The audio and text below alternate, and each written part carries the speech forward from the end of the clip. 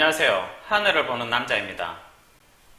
이 시간에는 메이저 카드인 0번, 1번, 2번 카드에 대해 알아보도록 하겠습니다.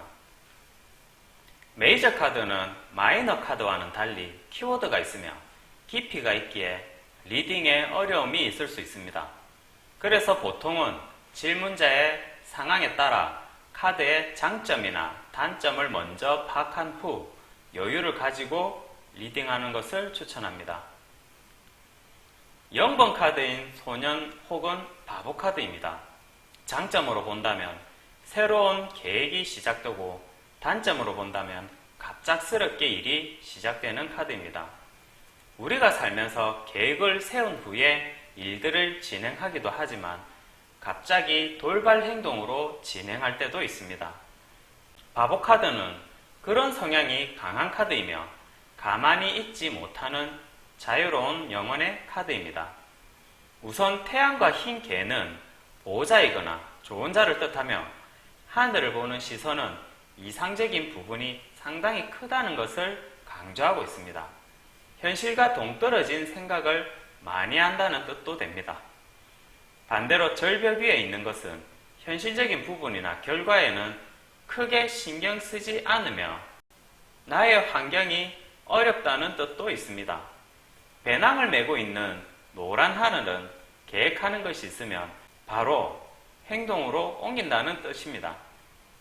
가만히 있기보다는 움직이는 것을 좋아하기에 바보 카드의 키워드는 자유, 순수, 충동적인, 적극적인, 천재 혹은 바보 등으로 쓰입니다. 연애를 하더라도 움직여야 하는 성향 때문에 오래 못 가는 경우가 많으며 일을 하더라도 한 자리에서 하는 일이면 상당히 답답해하며 현실을 무시한 채 멀리 여행을 떠나버리기도 하는 카드입니다. 뉴비전을 보시면 화산이 폭발하는 것을 알 수 있는데요. 이것은 가만히 있으면 터질 것 같은 답답한 내 마음을 호소하는 것입니다. 1번 카드인 매지션, 마법사 카드입니다. 이 카드의 장점은 하늘과 땅을 가리키는 손처럼 아무것도 없는 곳에서 모든 것을 상상하고 만들어낼 수 있으며 머리에 메비우스 띠는 두뇌 회전이 빠르고 총명하다는 것을 뜻합니다. 작업대 위에 사원소를 볼 때 모든 방면에 다재다능하며 머리 위와 작업대 아래에 백합과 장미가 피어난 것처럼 아무것도 없이 만들어내는 것은 이사야 35장 1절을 응용한 구절입니다. 생명이 없는 사막 한가운데 백합과 장미를 피어나게 하는 능력을 가진 그런 존재는 흔하지 않음을 뜻하며 상상한 것을 현실로 만들어내는 장점은 있지만 결과가 없다면 작업대에 다리가 없는 것 같이 단점이기도 합니다. 똑똑해 보일 수도 있지만 시간이 지남에 따라 잔재주 같은 느낌도 있으며 말뿐인 상황에서 결과가 없기 때문에 거짓을 진실인 것처럼 열정적으로 이야기하기도 합니다. 뉴비전을 보시면 약장수 같은 느낌인데요. 하지만 입에서는 사람의 마음을 움직여 그 약을 사게 하는 능력도 있습니다. 잔머리는 좋지만 깊이가 없기 때문에 많은 사람들과 왕래를 하더라도 홀만 좋은 껍데기일 경우가 많으며 내면의 깊이는 상당히 얕을 수 있습니다. 반대 성향의 카드로는 베이저 9번의 은둔자 카드가 있습니다. 매지션의 키워드답게 단시간적으로는 잘할 수 있지만 인간관계나 일적인 부분 등 시간이 걸리는 일이면 지루해하고 힘들어할 수 있는 카드이기 때문에 프리랜서나 연예인 직종에 유리한 카드입니다. 2번 카드는 고위여사제 카드입니다. 78장의 카드 중에 눈이 가장 또렷하며 총명하고 사리 분별력이 있는 지혜의 카드입니다. 열왕기상 7장 18절 이하의 성구를 읽어보시면 카드의 뒷배경이 성전인 것을 알 수 있습니다.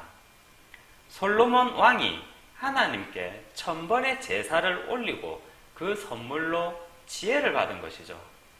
그래서 선악을 분별하는 흑백이 기둥이 좌위에 있고 사심이 없도록 가슴 중앙에는 십자가가 있으며 손에는 지혜를 상징하는 토라라는 구약 성경을 들고 있는 것이죠. 총명하기는 하지만 스스로 움직이는 것은 싫어하며 속마음을 잘 드러내지 않는 단점도 있습니다. 석류 그림이 있는 장막을 걷으면 푸른색 하늘과 바다가 그것을 상징하고 있죠. 즉 깊이를 알 수 없기 때문에 그 사람의 겉과 속이 다를 수도 있다는 뜻입니다.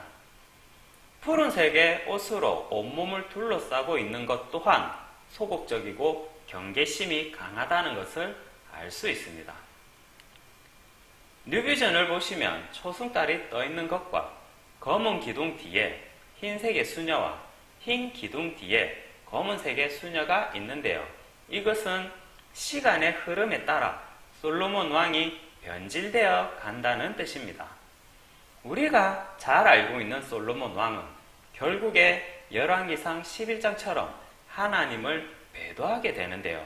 그 증거로 부엉이를 들 수 있습니다.